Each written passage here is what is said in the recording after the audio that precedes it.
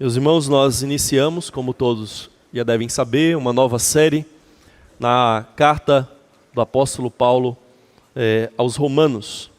E nessa série nós estamos tratando do tema geral, o poder transformador do Evangelho. E hoje nós teremos o nosso segundo sermão nesse texto, baseado nos versículos 8 a 15 do capítulo 1. Então vamos orar, vamos pedir ao Senhor que mais uma vez se compadeça de nós e nos ilumine, nos abençoe com a palavra dele. Vamos orar.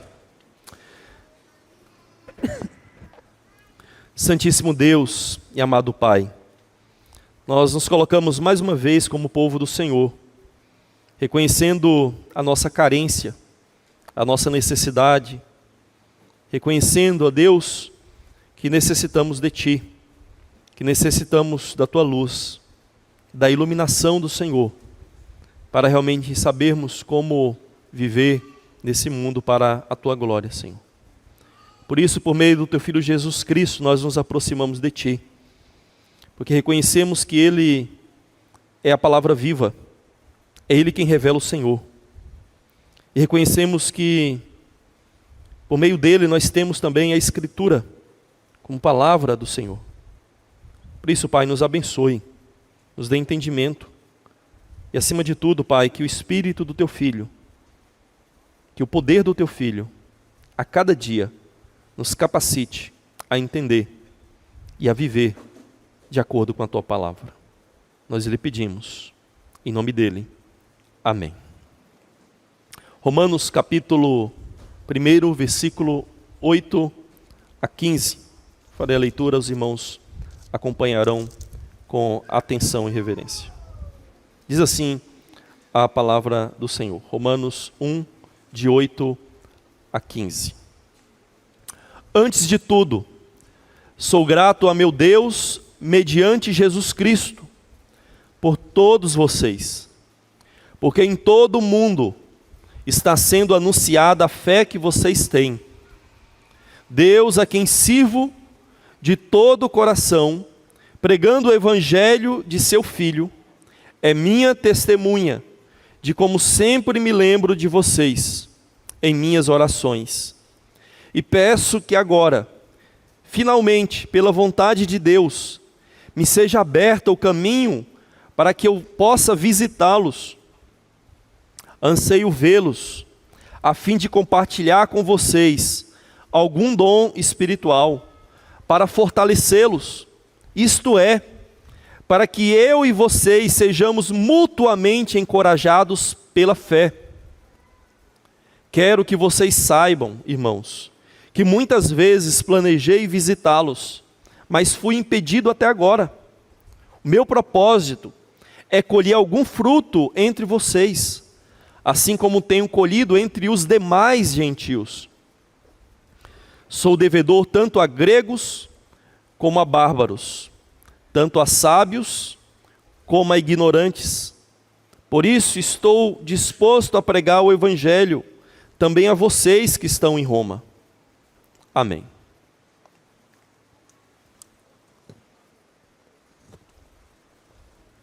Meus irmãos, o mundo em que nós vivemos tem sido muito difícil. E nós temos observado que o próprio cristianismo, as próprias igrejas, têm perdido os seus distintivos, as suas características bíblicas, a centralidade em Cristo, da fé em Cristo, a centralidade da Escritura na vida da igreja.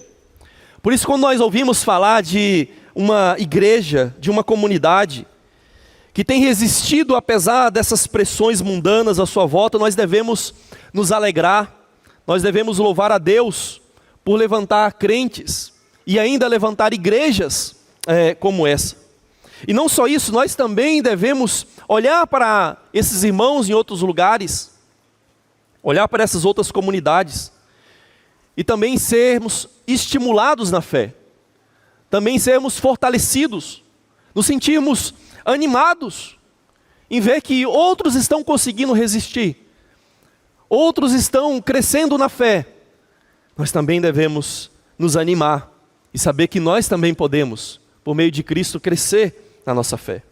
Então, quando eu fico sabendo de uma igreja que tem demonstrado uma fé sólida no Evangelho e que procura pregar a Escritura de forma integral e fiel, eu me alegro profundamente, me sinto animado em prosseguir servindo a Cristo. Lá por volta do final de 2012, início de 2013, fiquei sabendo de uma igreja em que um grupo de irmãos se reuniram para formar uma comunidade, para que nessa comunidade Cristo fosse central, para que nessa comunidade a Bíblia fosse pregada de maneira integral, para que nessa comunidade a Bíblia fosse o fundamento do culto, para que Deus fosse exaltado. Ao ouvir sobre essa comunidade sendo formada, eu me alegrei profundamente. Depois eu fiquei sabendo que um colega, um amigo, iria também pastorear essa comunidade. E eu me alegrei também ainda mais. E meus irmãos, é precisamente isso que Paulo experimentou ao saber da fé dos romanos. Veja que Paulo inicia esse parágrafo expressando gratidão a Deus pelos irmãos em Roma. E o motivo dele expressar essa gratidão é bem específico aqui da parte de Paulo no verso 8. Porque em todo mundo está sendo anunciada a fé que vocês têm. A fé que vocês têm. Veja que Paulo aqui, irmãos, ele não está destacando especificamente que os crentes de Roma estavam anunciando a fé em todo mundo. Não é esse o enfoque de Paulo aqui. O enfoque e a ênfase de Paulo é que em todo mundo a intensidade e a qualidade da fé deles tem sido relatada. Em todo mundo se ouvia falar da fé que os romanos tinham. Em todo mundo se ouvia falar que até na capital do mundo pagão a fé em Cristo chegou. E estava prosperando, estava avançando. E aqueles irmãos estavam sendo firmados nessa fé. Esse é o motivo específico da gratidão e do louvor de Paulo. E veja que no verso 9 e 10, Paulo diz que ele deseja ir pessoalmente a Roma também pregar o Evangelho. Ele diz assim: seja-me aberto o caminho para que eu possa visitá-los. Então o desejo de Paulo, que ele expressa aqui nesses versos 9 e 10 e também mais à frente, é que ele queria muito visitar os romanos. Ele desejava profundamente ir até aquela cidade pregar o Evangelho. E por que, irmãos? Por que Paulo tinha esse desejo? Porque visitar uma cidade onde o próprio Paulo acabou de dizer que os crentes já tinham uma fé tão firme e destacada no mundo. Será que não seria melhor Paulo ir para outras cidades onde o Evangelho ainda não chegou, não foi pregado? Esse era o costume de Paulo. Paulo diz isso, que ele procurava anunciar onde Cristo ainda não foi anunciado. Essa era a prática comum dele. Mas por que ele agora diz que ele está querendo ir a uma cidade onde as igrejas têm uma fé tão destacada em todo o mundo? Por que ele faz isso? Será que não seria melhor também Paulo ir para uma cidade onde as igrejas estavam fracas, onde a fé estava naufragando? Mas Paulo diz que ele desejava ir até Roma, para aqueles irmãos onde a fé era bem destacada. E nós vamos caminhar mais um pouco no texto e ver o motivo de Paulo desejar ir a Roma, mesmo que esses irmãos já fossem firmes na fé. Veja que no verso 11 e 12, Paulo diz assim: anseio vê-los, a fim de compartilhar com vocês algum dom espiritual para fortalecê-los. Isto é, para que eu e vocês sejamos mutuamente encorajados pela fé. Então veja, irmãos, que Paulo entende que mesmo que eles já fossem crentes firmes na fé, ele ainda poderia servi-los com os seus dons e fortalecê-los ainda mais na fé. Repetindo, mesmo que eles já fossem destacados na fé, já tivessem uma fé sólida, Paulo ainda entende que ele poderia ir, servi-los e fortalecê-los ainda mais na fé. Veja que a ênfase do apóstolo Paulo aqui nessa parte, nesses versos 11 e 12, é em compartilhar com eles. É isso que Paulo diz, compartilhar algum dom. Porque há a dúvida aqui, ele está falando de algum dom espiritual? Um dom sobrenatural que eles precisavam receber? Quem sabe um dom de milagres? Quem sabe dons de revelação? Quem sabe dons de falar em línguas estranhas? Não. O que Paulo mostra aqui é que ele queria compartilhar o seu dom com eles, ou seja, servi-los ali naquela comunidade. Como apóstolo, ele entendia que ele poderia, de alguma maneira, compartilhando daquilo que ele era, daquilo que Cristo deu a ele, servir aqueles irmãos. Então, o que Paulo está fazendo referência aqui com esses dons espirituais, algum dom espiritual, é a edificação dos crentes na confiança e na maturidade da fé em Cristo. Além disso, irmãos, note que Paulo entende que ele mesmo será edificado e fortalecido pela fé dos irmãos.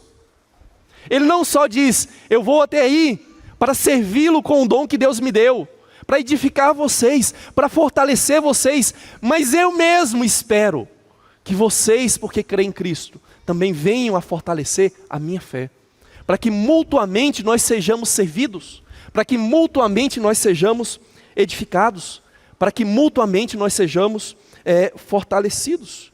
Então, irmãos, o que Paulo faz é humildemente reconhecer as suas próprias necessidades espirituais.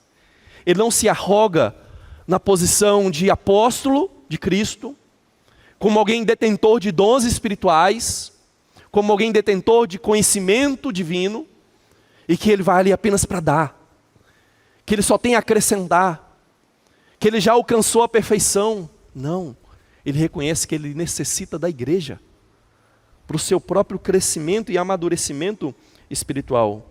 E ele reconhece então que os dons daqueles irmãos também são necessários para a sua própria vida e para a sua própria missão como apóstolos.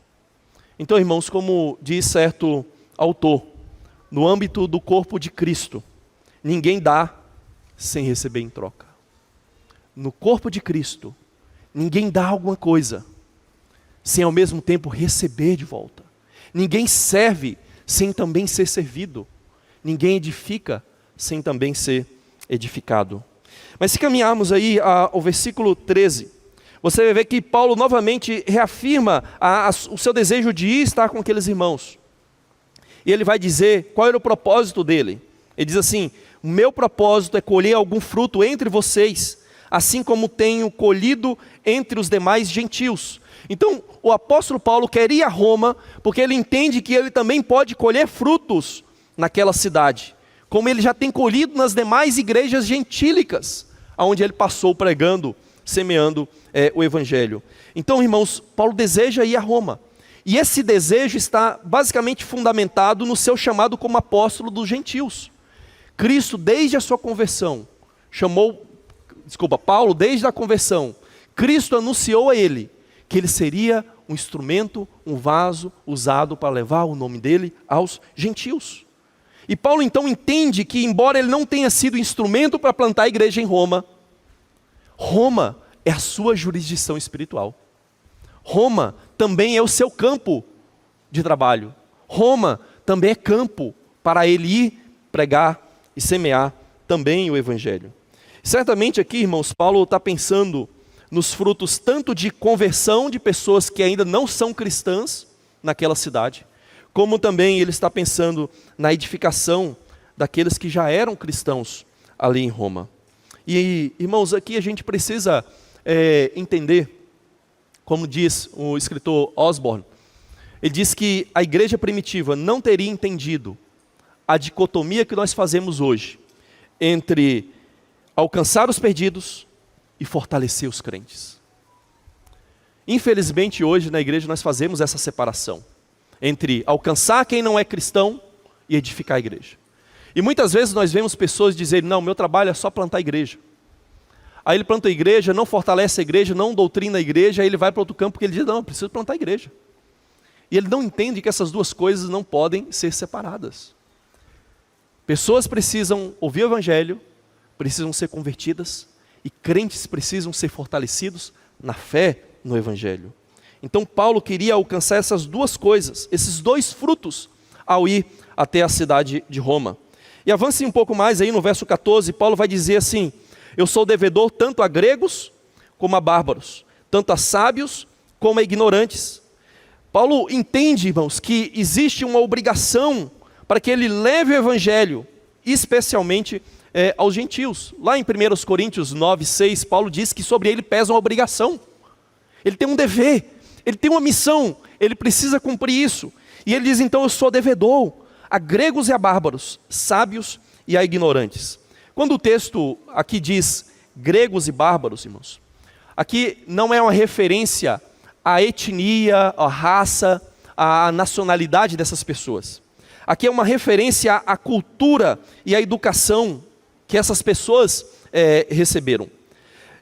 Os gregos eram aqueles que tinham sido ensinados e educados na filosofia, na retórica, em toda aquela cultura grega que agora forma no Império Romano essa cultura, como nós chamamos, cultura greco-romana.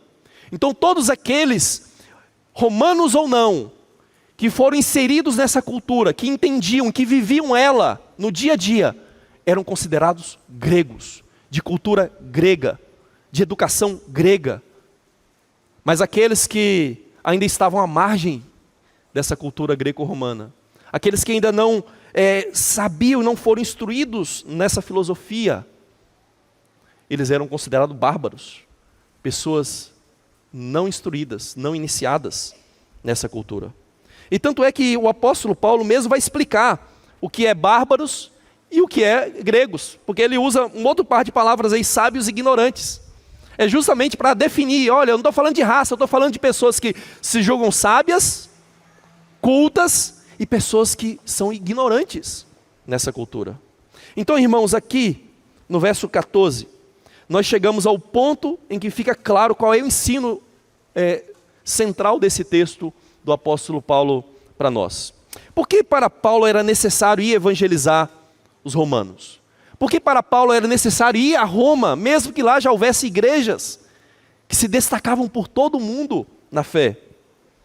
Paulo já não destacou que a fé dos romanos era conhecida nas igrejas do mundo inteiro?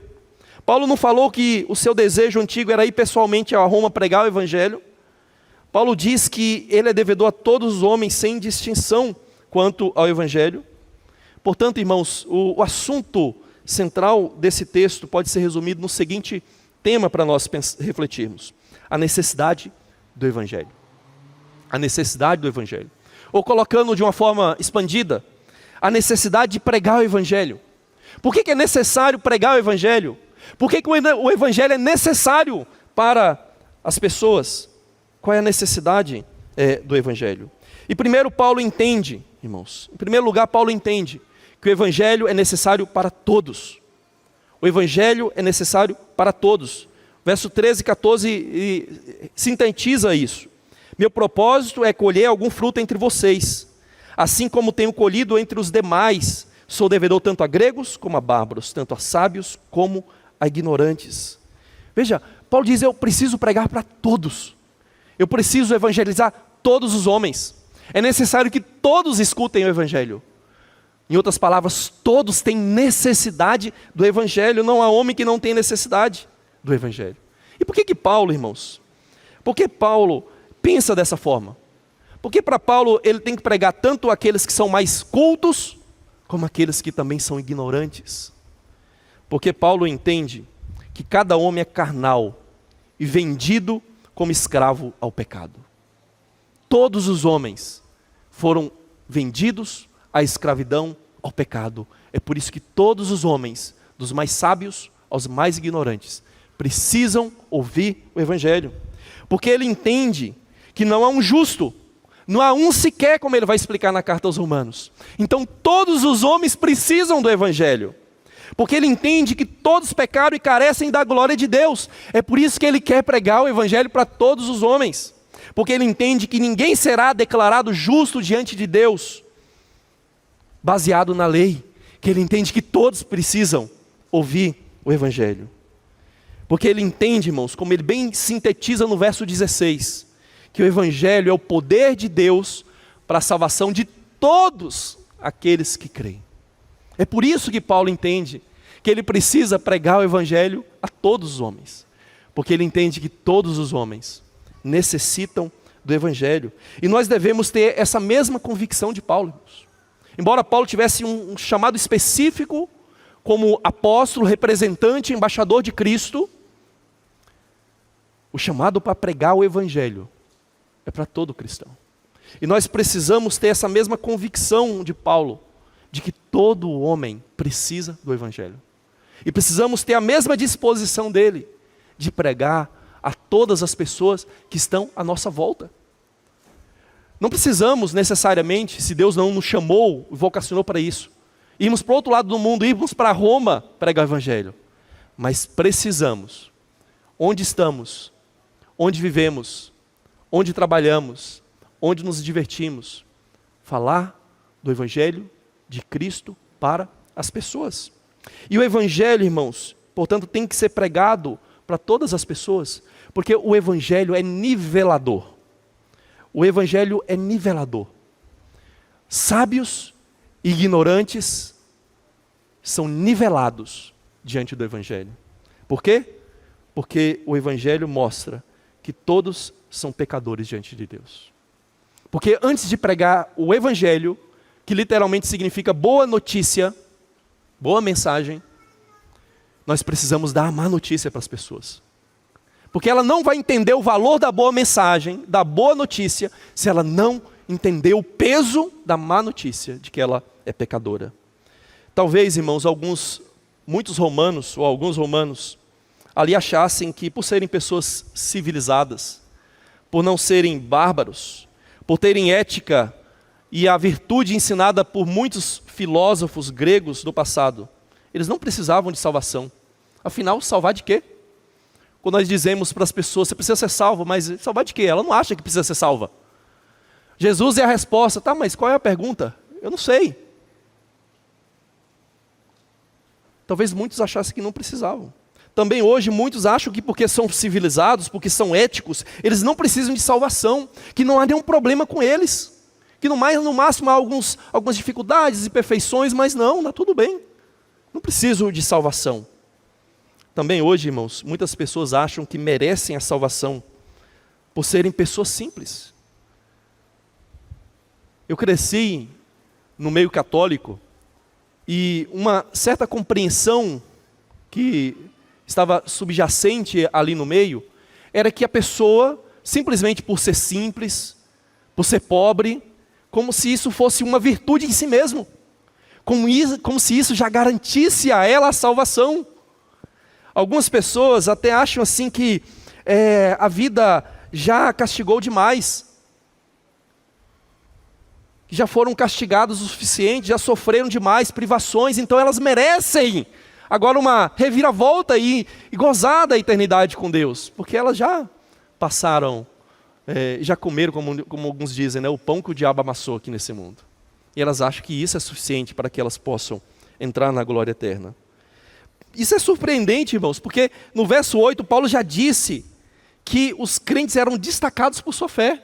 Mas aqui no verso 15 ele diz, eu estou disposto a pregar o evangelho para vocês. Ele não está dizendo, eu vou pregar o evangelho entre vocês aí em Roma, ou na cidade de Roma, mas para vocês que são crentes. E aqui nós chegamos à segunda grande lição do texto para nós. Não apenas o evangelho é necessário para todos os homens, mas também o evangelho é necessário por toda a vida. O evangelho é necessário por toda a vida cristã. Note que Paulo diz, né, que ele quer evangelizar pessoas que já eram crentes, pessoas que ele mesmo já disse que são destacadas por sua fé. Aliás, ele mesmo disse que ele poderia ir até lá e ele mesmo ser fortalecido pela fé que os romanos tinham. Mas Paulo disse que ele está querendo ir evangelizar os próprios cristãos de Roma. E por que Paulo fala então em evangelizar os crentes de Roma, irmãos? Porque o evangelho não é apenas a porta que nós atravessamos quando nós nos convertemos. O evangelho também é o caminho para nós andarmos todos os dias da nossa vida. Entenda isso, irmãos. O evangelho não é só a mensagem que você ouviu para se converter e agora você segue para coisas mais avançadas, coisas mais profundas, para uma teologia mais parruda. Não. O evangelho não é só a porta. O evangelho é o caminho. É algo para você seguir a cada dia. É onde você tem que colocar os seus olhos, como os marinheiros colocavam os olhos em uma estrela guia para eles navegarem no mar, para eles chegarem onde eles queriam. O Evangelho é isso. É necessário absolutamente durante toda a nossa vida cristã. Não é apenas uma mensagem elementar, uma mensagem básica, mas é a mensagem profunda que nos alimenta diariamente em Cristo. Irmãos, o nosso problema é que nós não entendemos as implicações do Evangelho. É por isso que muitas vezes nós achamos que é apenas uma mensagem para pessoas não convertidas. Depois que nos convertemos e entendemos o Evangelho, nós não precisamos mais dele, nós podemos avançar para outras doutrinas, outros ensinamentos da palavra de Deus. E nós não entendemos que todas as doutrinas têm no seu centro o Evangelho de Cristo. E são amarradas no Evangelho de Jesus Cristo. Então Paulo via o Evangelho como um alimento diário para cada coração humano. Uma vez que não é apenas uma verdade abstrata, mas como ele diz no verso 16, é o poder de Deus. É o poder de Deus. Então é um alimento diário para a vida cristã.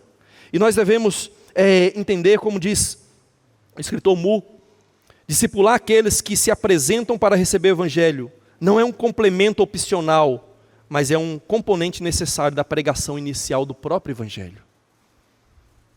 Então pregar o Evangelho implica em discipular. Não são coisas diferentes, você se converteu, ouviu o Evangelho, agora você discipula. Não. Evangelizar e discipular estão unidos. É necessário para a nossa vida cristã. E isso está explícito, bem explícito no texto, irmãos. Verso 11 e 12, Paulo já disse, olha, anseio vê-los a fim de compartilhar com vocês algum dom espiritual para fortalecê-los. Isto é, para que eu e vocês sejamos mutuamente encorajados na fé.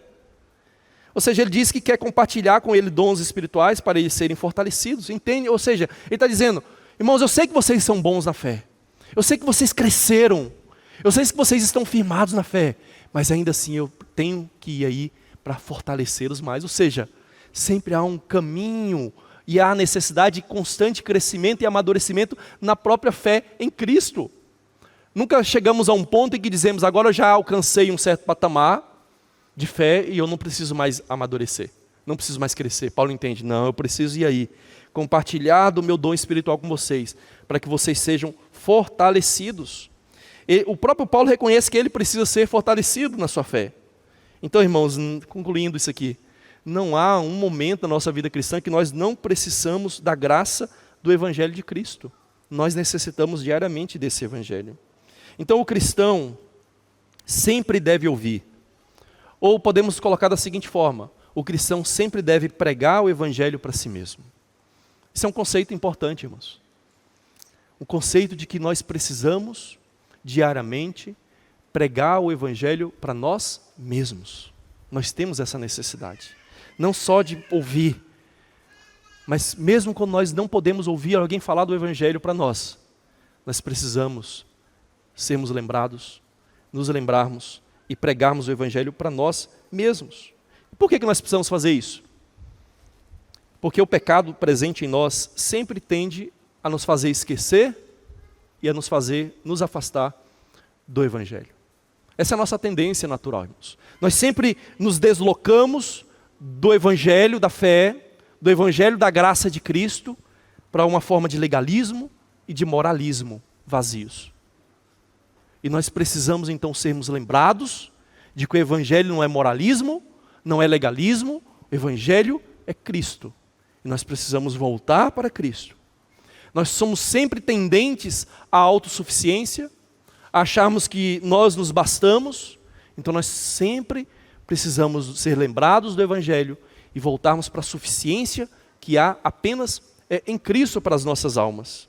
Nós sempre somos tentados à autoindulgência, a nos justificarmos, a perdoarmos a nós mesmos, com base em alguma coisa que nós fizemos. E nós devemos sempre ser lembrados que quem perdoa os nossos pecados é Cristo, é a graça dele, sem nenhum merecimento da nossa parte. Irmãos, nós somos como cometas. Não sei se talvez você não tenha muita afinidade com astronomia, mas os cometas têm, depois você pode pesquisar na internet. Os cometas, eles têm uma órbita bem elíptica, onde em certo período eles se aproximam muito do Sol, e depois eles se afastam, se tornam um corpo gelado, cheio de poeira. E então a gravidade do Sol novamente atrai esse cometa. E ao se aproximar do Sol, aquele gelo começa a se derreter. E aquela poeira começa a se dissipar.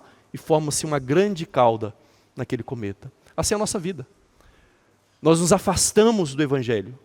E constantemente nós precisamos ser atraídos novamente do Evangelho. Para que ele dissipe de nós a poeira do pecado, o gelo do nosso coração. Para que realmente nós possamos viver conforme Deus quer no Evangelho. Em segundo lugar, irmãos, é necessário nós pregarmos o Evangelho para nós mesmos, porque o Evangelho tem implicações profundas para toda a vida pessoal. O Evangelho não é só sobre a conversão e a sua salvação, o Evangelho tem implicações para a nossa vida diária, a nossa vida prática, para toda a nossa vida. Então vamos pensar aqui em alguns exemplos do porquê o Evangelho é necessário para todos os homens durante toda a vida. Por que o Evangelho é necessário para todos os homens durante toda a vida? Vamos pegar alguns exemplos práticos aqui de aplicações para a nossa vida. Creio que tem um gráfico apresentado para os irmãos. E veja o seguinte nesse gráfico, irmãos. Imagine o tempo. Em determinado momento do tempo, você ouviu o Evangelho, o Espírito Santo abriu o seu coração, o Espírito Santo te convenceu da verdade do Evangelho em Cristo. Você então foi convertido, você foi selado com o Espírito Santo da promessa, você agora é de Cristo. E agora você começa a crescer em Cristo. À medida que você ouve o Evangelho, você cresce no conhecimento de Deus, duas coisas aumentam na sua vida. Uma percepção crescente da santidade de Deus. À medida que você caminha na vida cristã, à medida que o tempo vai passando, você consegue compreender cada vez mais o quão Deus é grande, o quão Deus é santo, o quão Deus é justo, o quão Deus é diferente e superior a você. Ao mesmo tempo, outra coisa aumenta, a sua percepção da sua própria pecaminosidade. Então você vai crescendo nessas duas coisas. O tempo vai passando e você vai crescendo no conhecimento da grandeza e da santidade de Deus e do seu próprio pecado. E o que faz então com que esse Deus tão santo e você tão pecador possam viver em comunhão? É Cristo. É o Evangelho da graça de Cristo.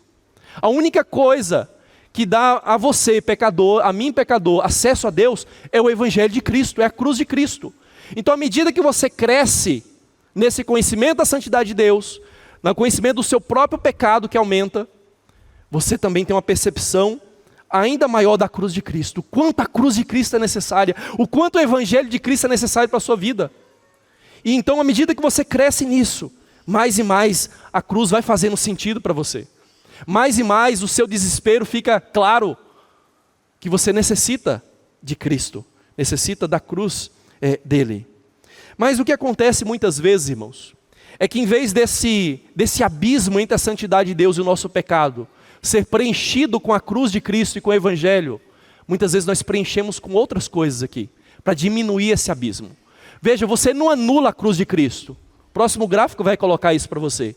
Você não tirou a cruz de Cristo da sua vida. Você não ignorou completamente o Evangelho de Cristo. Mas você diminuiu a necessidade desse Evangelho. Você diminui a necessidade da cruz de Cristo. E como é que você preenche isso? Porque fica uma lacuna no lugar, não é? Você tem um conhecimento cada vez maior da santidade de Deus. Cada vez maior do seu pecado. Como é que você preenche isso? A gente deveria preencher com a cruz. Mas muitas vezes nós preenchemos com outras coisas que nós fazemos. Nós preenchemos, por exemplo, com o desempenho. Com o nosso desempenho pessoal. Que é uma forma de justiça própria. Irmãos, todos nós, eu e você, somos viciados em justiça própria. Então, nós tentamos demonstrar um bom desempenho. Um bom desempenho na família. Um bom desempenho no trabalho. Um bom desempenho na vida cristã. Porque nós entendemos que esse desempenho que nós apresentamos diante de Deus supre a lacuna entre o nosso pecado e a santidade de Deus. A cruz está ali ainda, mas ela foi diminuída, porque parte foi tomada aí pela sua sede e seu vício por alto desempenho, por uma alta exaltação. A nossa tendência, você e eu temos a tendência de nos exaltar demonstrando qualidades, demonstrando comprometimento, demonstrando zelo Não só com a fé, com todas as coisas da nossa vida. E nós achamos que isso pode, de alguma maneira, preencher essa lacuna entre o pecado e a santidade de Deus. Mas não. E o Evangelho, quando nós ouvimos o Evangelho diariamente, irmãos, nós somos lembrados que nós não somos aceitos pelo nosso desempenho. Não somos aceitos pelo quanto produzimos. Uma meta, como algumas empresas têm, né? Você tem uma meta de produção, uma meta de vendas. Você não é aceito por isso. Você é aceito pela cruz. Então nós precisamos constantemente falar do Evangelho para nós mesmos. Nos lembrar do Evangelho, para que nós não sejamos presas dessa tentação de preenchermos a lacuna com o nosso desempenho, a nossa autoexaltação. Uma outra forma que nós usamos para preencher a lacuna deixada pelo Evangelho na nossa vida é a simulação ou a dissimulação. Nós somos mestres nisso. A Bíblia tem uma palavra para isso, sabe qual é? Hipócrita. Era o termo usado nos anfiteatros, nos teatros gregos, para falar dos atores, daqueles que usavam a máscara para apresentar um papel. E nós tendemos, você tende a todo custo manter as aparências. Uma aparência de bom cristão, uma aparência de bom presbiteriano, a aparência de bom marido, de boa esposa, de bom pai, de boa mãe, de bom trabalhador. Quando muitas vezes você não é. Na verdade, nós nunca somos perfeitos. Mas nós tentamos manter uma aparência. Então a simulação é quando você tenta parecer mais do que você é. Melhor do que você é, com mais virtudes do que você tem. Então você preenche a necessidade da cruz com a sua dissimulação, com a sua simulação. Mas a dissimulação é quando você tem pecados, você tem vícios, você tem defeitos, você tem falhas, e você tenta esconder. Veja, você não tentou mostrar que é mais do que é de fato, mas você também não quer mostrar quem você é. Nós não queremos, irmãos. Nós queremos, pelo no mínimo assim, passar como neutros, né? Passar assim como pessoas normais, são falhas, né? Mas não quer mostrar a nossa podridão para as pessoas. Nós não queremos.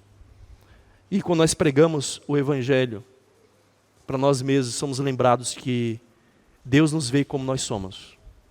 E Deus nos aceita por quem Cristo é. Não pelo que Ele vê em nós, mas pelo que Ele vê em Cristo. Por aquilo que Cristo fez. Só mais um exemplo, irmãos. Nós tendemos a nos justificar, tendemos a nos defender constantemente, quando nós somos acusados. Você acha difícil constantemente reconhecer e assumir os seus erros para o outro. Você falha, às vezes você é repreendido, mas você não consegue reconhecer. Você, ao ser acusado, você se justifica, você se autodefende, você tende a racionalizar e a encontrar desculpas por aquilo que você fez. Às vezes você tenta se justificar em um erro, enumerando um tanto de outras coisas que fez. Tá bom, eu errei aqui, mas olha, eu fiz isso, eu fiz aquilo outro. Ah tá, eu falhei nisso, mas aquele dia eu fiz isso. Você vê que naquele dia eu peguei as crianças na escola. Não, naquele dia eu te levei flores. Né? E a gente ignora o problema presente na nossa vida. Então a gente vai se justificando, nos defendendo, e o Evangelho nos lembra que todos nós somos pecadores. E que a única defesa, a única justificação que nós temos é Cristo. É Cristo. Irmãos, nós podemos citar um monte de exemplos. Falta tempo para a gente enumerar. Como muitas vezes nós usamos culpar outros, acusar outros, para de alguma maneira nós também parecermos melhor do que nós somos. Às vezes nós exageramos e minimizamos para também preencher essa lacuna. Exageramos as nossas qualidades, exageramos o erro do outro, porque quando o outro parece mais pecador, eu pareço menos. Minimizo as qualidades do irmão, as qualidades da esposa, do marido, do filho, do pai, para eu me parecer melhor. Então, diversas formas, irmãos, nós usamos para diminuir a cruz e para preencher a necessidade que nós temos do Evangelho com outras coisas que não vêm de Deus. Então tudo isso, irmão, serve para mostrar duas coisas. A nossa tendência para nos esquecer e nos afastar do Evangelho, da graça de Cristo. E a nossa necessidade de enxergar as implicações profundas do Evangelho para toda a nossa vida pessoal. É por isso que todos nós cristãos precisamos continuar ouvindo diariamente o Evangelho. Portanto, irmãos, concluindo, a partir desse texto, nós destacamos que o Evangelho é necessário para todos os homens e durante toda a vida cristã. Todos os homens precisam do Evangelho. Não é porque uns são mais inteligentes, uns têm mais cultura nesse mundo, outros são ignorantes, que uns precisam e outros não precisam do Evangelho. Todas as pessoas são pecadoras. O Evangelho nivela todos. O pecado nivela todos. Todos precisam do Evangelho. Mas depois que nós convertemos, nós continuamos precisando ouvir o Evangelho. É por isso que Paulo diz: eu quero pregar o Evangelho para vocês que já são crentes. Para vocês que o mundo inteiro escutam falar da fé que vocês têm. Mas saibam, vocês ainda não alcançaram a perfeição. Vocês precisam do Evangelho. Então, irmãos, não importa quem você acha que seja, o Evangelho é absolutamente necessário para você. E não importa o quão maduro você seja na fé, o Evangelho sempre será necessário para você. Então, como Paulo fez, tenha um desejo profundo que o Evangelho seja pregado a todo homem, porque todo homem precisa do Evangelho. E como Paulo também, entenda que você também precisa do Evangelho para si mesmo todos os dias. O Evangelho não é apenas a porta que atravessamos na conversão, mas é o caminho para andarmos todos os dias da nossa vida cristã. E a ceia, irmãos, a ceia do Senhor, é um lembrete dessa necessidade constante que nós temos. O batismo é um sacramento da iniciação cristã, quando nos convertemos a Cristo, quando fomos consagrados a Cristo. Mas a ceia nos lembra da nossa necessidade diária e constante do Evangelho de Cristo. Não há um momento na nossa vida cristã, não há um instante em que nós não necessitamos de Cristo. Não há um momento em que nós não necessitamos do Evangelho de Cristo, da graça dele. É como o ar que nós respiramos. E a ceia, que é um sacramento constante da nossa vida cristã, serve para nos lembrar da nossa dependência, da nossa necessidade, sempre presente, de Cristo. Convido os presbíteros, convido o pastor Jailson para vir à frente, ministrar nesse momento a ceia para nós.